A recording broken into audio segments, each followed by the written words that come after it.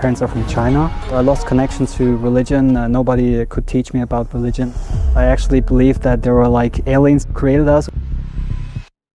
I then turned to magic, so I performed magic tricks. I was performing in hotels, in restaurants, in bars, in clubs. And then I peeked into the rooms and I saw them praying, and I was like, whoa, what's that?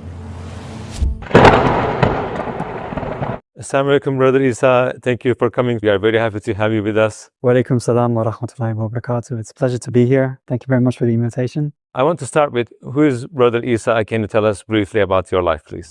হ্যাঁ, তো আমার নাম ঈসা, আমি একজন revert. আমার ইসলাম গ্রহণ প্রায় 5 বছর আগে। জন্ম জার্মানিতে, পিতামাতা চায়নার। আমি হাইডবার্গের এক ছোট্ট শহরে বাস করি। বর্তমানে আমি একজন শিক্ষক এবং একই সাথে একজন student. How was your life in regards to faith? What were you believing in? সেই অর্থে আমার পিতামাতা ধার্মিক ছিলেন না। যেমনটা জানেন, বেশিরভাগ চাইনিজ মানুষ ধার্মিক নন। খুব ছোটবেলা থেকেই আমি খ্রিস্টান ধর্মের মুখোমুখি হয়েছি, কারণ আমি প্রতিবেশীদের বাড়িতে যেতাম, তারা আমার কেয়ার করতো। তারাই আমাকে শিখিয়েছে ক্যাথলিসিজম, খ্রিস্টানিটি, চার্চ, গডের কাছে প্রার্থনা। পরবর্তীতে আমার পিতামাতা সাউথ জার্মানিতে চলে গেলেন, আর তাদের থেকে আমি বিচ্ছিন্ন হয়ে গেলাম, আর ধর্মের সাথে আমার সম্পর্কটাও ছিন্ন হয়ে গেল।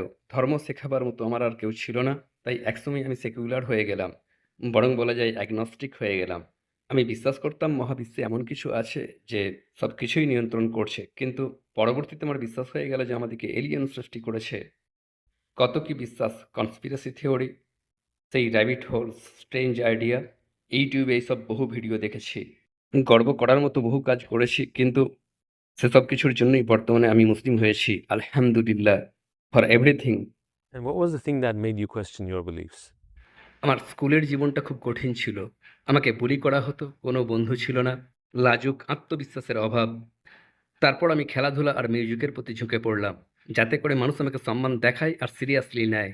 আর এভাবেই আমি আমার বন্ধু না থাকার ফাঁকটা পূরণ করছিলাম, আমার মনের ভিতরের ফাঁকা স্থানটা। আর তারপর আমি ম্যাজিকের প্রতি ঝুঁকে পড়লাম।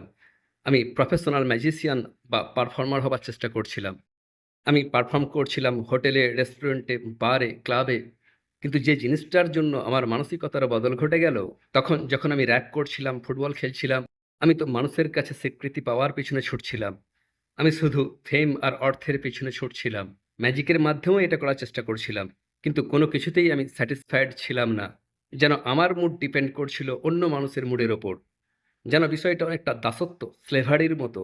যদিও আমি ছিলাম সেলফ এমপ্লয়েড, স্বনির্ভর, তা সত্ত্বেও যেন সোসাইটি আমাকে ডিকটেট করছিল যে আমাকে কি করতে হবে, আমার ব্যবহার কীরূপ হবে, জীবনের প্রতি দৃষ্টিভঙ্গি, এমনকি আমার অনুভূতি কীরূপ হবে। একটা পর্যায়ে আমি বুঝে গেলাম জীবনে আরও কিছু রয়েছে, এই সমস্ত সুপারফিশিয়াল জিনিস ছাড়াও। আর তাই আমি ধর্ম নিয়ে পড়াশোনা শুরু করলাম। তখন আমি ছিলাম স্পেনে, ম্যাজিক পারফর্ম করছিলাম। আমি একটা বইয়ের স্টোরে গেলাম। অন্যান্য ধর্মের কথা খুব একটা জানতাম না, তাই একটা বাইবেল চাইলাম। লাকিলি তাদের কাছে একটা ইংলিশ বাইবেল ছিল, কিন্তু আমি বুঝতে পারিনি যেটা ছিল জিহোভাস উইটনেস বাইবেল। আমি মৃত্যু পরবর্তী জীবনের উত্তর খুঁজছিলাম। আমার যেন প্রত্যেকটা ধর্ম আমাকে উত্তর দিয়েছিল যে মৃত্যু পরবর্তী জীবন আছে, জান্নাত আছে, জাহান্নাম আছে। শুধুমাত্র বিশ্বাস করতে হবে যে জেসাস হলেন উদ্ধারকর্তা, তিনিই হলেন প্রভু। এটা ছিল আমার কাছে খুবই অদ্ভুত। আমি ভাবলাম, ওনার তো গড প্রেরিত প্রফেট, কারণ বাইবেল নিজেই তো কথা বলছে। বাইবেলে এমন কোনো ভার্স নেই যেখানে বলা হচ্ছে জেসাস হলেন গড, অথবা তিনি একবারও বললেন না যে আমার উপাসনা করো। ডেফিনেটলি কিছু একটা মিসিং ছিল। How did you first hear about Islam? Did you have any prejudices? মুসলিম বা ইসলামের বিরুদ্ধে কোনো ধারণা আমার ছিল না, আর তার কারণ মুসলিম কাকে বলে তাই আমি জানতাম না। ইসলাম আসলে কি তাও না। মনে পড়ে প্রথমবার আমি নামাজের দৃশ্য দেখেছিলাম, যখন আমি আমার তখনকার বেস্ট ফ্রেন্ডের বাড়িতে ছিলাম। আমি কামরায় উঁকি মেরে দেখলাম যে তারা নামাজ পড়ছে। ভাবলাম, ওয়াও, ওটা আবার কি? আমি কোনো কিছুই বুঝে উঠতে পারলাম না। দ্বিতীয়বার আমি ইসলামের মুখোমুখি হয়েছিলাম, অথবা ইসলাম পালন করা দেখেছিলাম, যখন গ্রীষ্মকালে আমরা ফুটবল খেলছিলাম। প্রচণ্ড গরম। দেখলাম কোনো বন্ধুর কাছেই পান করার মতো কোনো পানীয় নেই, একমাত্র আমার কাছেই পানীয় ছিল। ফুটবল খেলায় যখন ব্রেক হলো, দেখলাম প্রত্যেকেই যেন কষ্ট পাচ্ছে, যেন তৃষ্ণায় কাতো। ও মাই গুডনেস, তোমাদের কাছে কোনো পানীয় নেই? তোমরা জলপান করছো না কেন? তোমাদের কাছে কিছু নেই? বলল, না, আমরা জলপান করি না। কেন? ভাবলাম, এ তো অর্থহীন। তোমরা কি জাস্ট নিজেদেরকে কষ্ট দিচ্ছ না? না কোনো পানীয়, না কোনো খাদ্য, শরীর খারাপ হয়ে যাবে না? আমার তখনকার বেস্ট ফ্রেন্ডের ভাই বললেন, এটা আমাদের ধর্মীয় আচার, সিয়াম, জলও পান করা যাবে না। আমি তখনও কিছু বুঝতে পারলাম না, তবে আমি আর কোনো প্রশ্ন করিনি। So what about your journey to Islam? How did that begin? পড়াশোনার জন্য আমি ইংল্যান্ডে চলে গেলাম, কলেজে ভর্তি হলাম। ডক্টর জাকির নায়েক আর আহমদ দিদাতের বহু ভিডিও দেখা শুরু করলাম। তাছাড়াও মুফতি মেঘ ও অন্যান্য বক্তার, তাদের কথা শোনা থেকে আমি নিজেকে থামাতে পারতাম না। কলেজের সাথীদের সাথে দারুণ সময় কাটছিল। একদিন আমার এক বন্ধু আমাকে ফোন করলো, আমাকে তাদের রুমগুলোতে আমন্ত্রণ করলো, তাদের কিচেনে। তাদের রান্নাঘরে ঢুকে দেখলাম মেঝেতে শুধুই নামাজ পাটি বিছানো। আমাকে তারা যোগ দিতে বলল। কি বলবো বুঝতে পারছিলাম না, নামাজ কি তাও তো জানতাম না। তখন তারা আমাকে উজু করা শেখালো আর বুঝিয়ে বলল উজু করার গুরুত্ব। আমার মনে হলো যেন আমিও তাদের কমিউনিটির একজন মেম্বার, যেন আমি তাদেরই একজন। রিয়েল ইউনিটি, রিয়েল সলিডারিটি, এমনটা আমি আমার স্বজাতীয় খ্রিস্টানদের সাথে কখনোই অনুভব করিনি। একসাথে দাঁড়ানো, পাশাপাশি কাঁধে কাঁধ মিলিয়ে উপাসনা করা, এরূপটা আমি আর অন্য কোনো ধর্মে দেখিনি।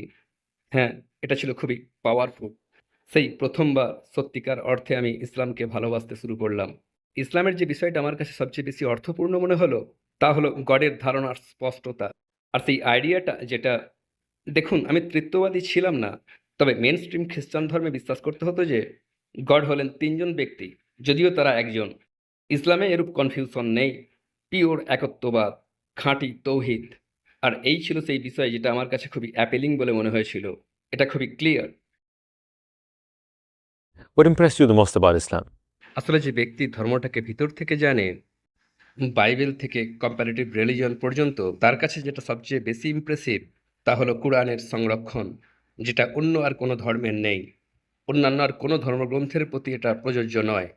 এটা ছিল এমন কিছু যেটা ছিল খুবই পাওয়ারফুল, কারণ যদি কোনো গ্রন্থকে গডের বাণী হতে হয় তাহলে তার কোনো পরিবর্তন নেই।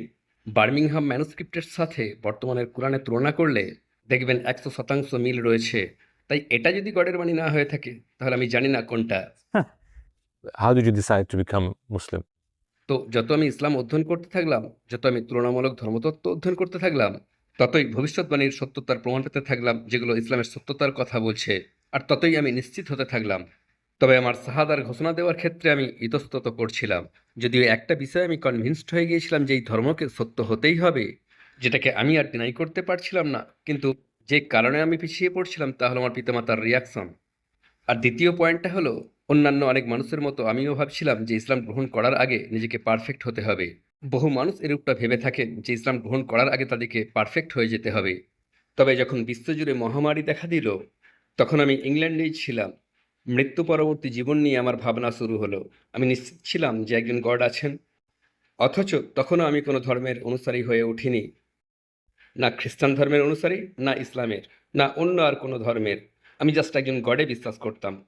তাই মাঝখানে দোলাচলে থাকার পরিবর্তে আমি কোনো নির্দিষ্ট ধর্মের অনুসারী হওয়ার মনস্থির করলাম। কোভিডে যখন বহু মানুষকে মারা যেতে দেখলাম, তখন আমি নিজের মৃত্যু নিয়ে ভয় পেতে শুরু করলাম। I was afraid of death.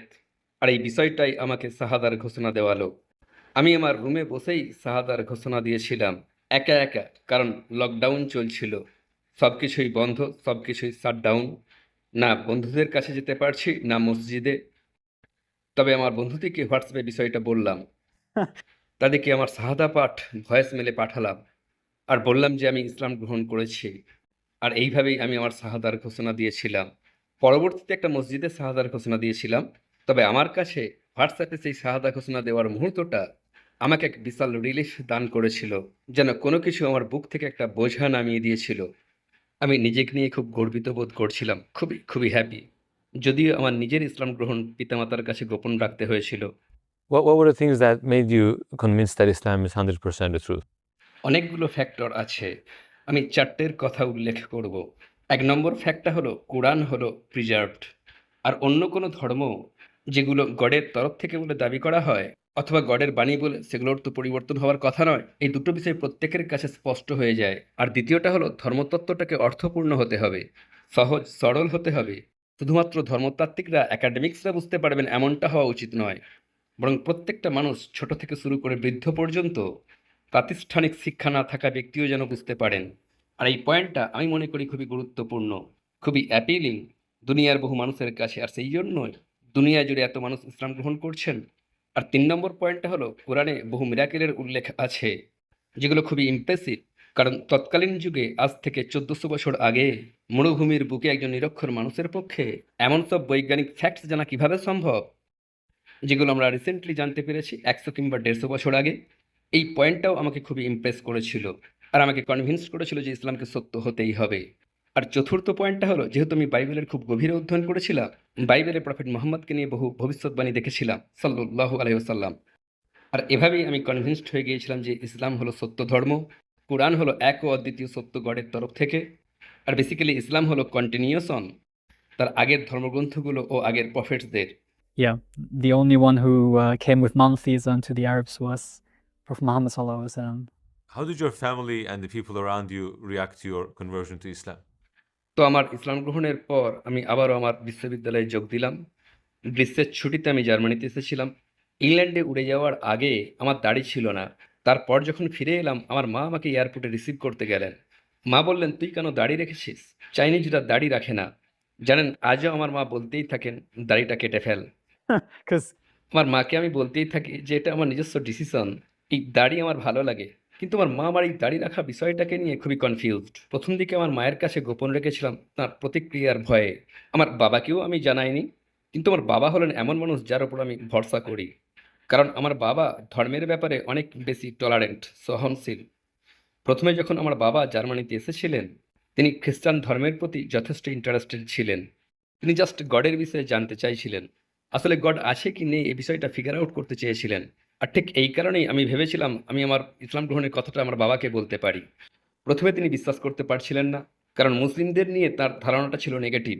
তাই তিনি ভাবছিলেন ইসলাম তার সন্তানের জন্য সর্বোত্তম জিনিস হবে কি না। তিনি ভাবছিলেন আমার ইসলাম গ্রহণ হয়তো একটা ফেজ।